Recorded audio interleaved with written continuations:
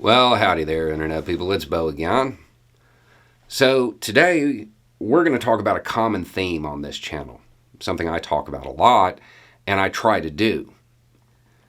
It's the idea that, something occurs and we don't want it to happen again. So we come together, we talk about it, we learn about it, and we find a way to make sure it doesn't happen again. We look at events and try to learn from them.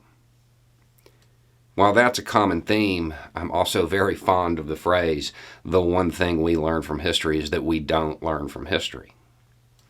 So how do I reconcile those two? My theory is that these events, the reason we don't learn from them as a society is because when they're hot-washed, when they're looked at in hindsight, when changes can be made, we don't look at them as a society because it's no longer news. It's just people in that specific field. And then when the people in that specific field say, hey, this is what we need to do to avoid what happened last time, nobody listens to them. It's not that we can't learn from history. It's that oftentimes the lessons of history, they're not really publicized. So with that in mind, I'm going to read you something. It's from a hot wash of this little public health issue that you might have heard about. National, local, and state officials all operated in the same way. At best, they communicated half-truths or even outright lies.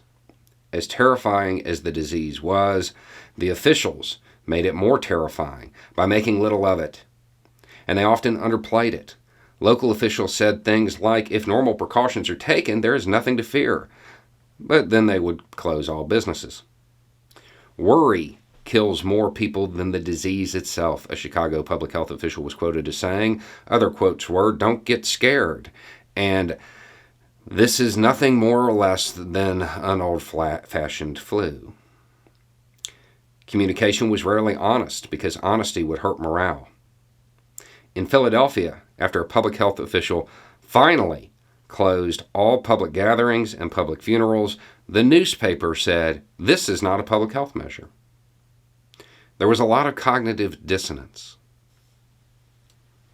Man, when you read about how it was handled, it's kind of infuriating, right? That officials would do that. That they would downplay it knowingly. That they would distribute half-truths or outright lies. All in the name of preserving their position. Willing to write off the people of this country for their own gain. And as the numbers continue to climb, we need to remember this, because it becomes even more infuriating when you realize this is from Pandemic Influenza, Past, Present, Future Workshop from October 17th, 2006. We didn't learn the lessons. We didn't learn the lessons from last time. We showed very clearly that we do not learn from history. This workshop was by the CDC, Health and Human Services.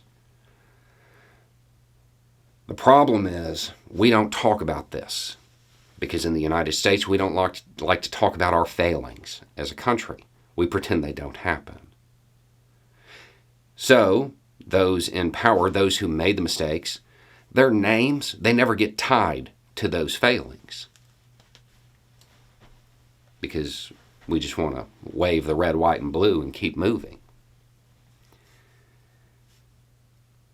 If this was common knowledge, if people knew how public officials behaved during the last major pandemic, do you think they would have been a little bit more on guard? Maybe a little would have helped some, right? I'm going to have the link to this down below. The parallels are, they're pretty pronounced. As the numbers continue to climb, and as many governors continue to downplay or spread half-truths, or outright lies.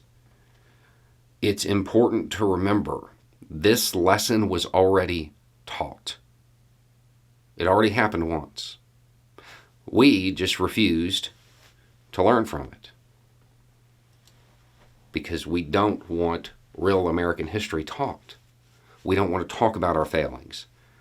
We don't want to dissect things after they happen and go through and say, this is what went wrong and this is where. If you read this, you're going to come to find out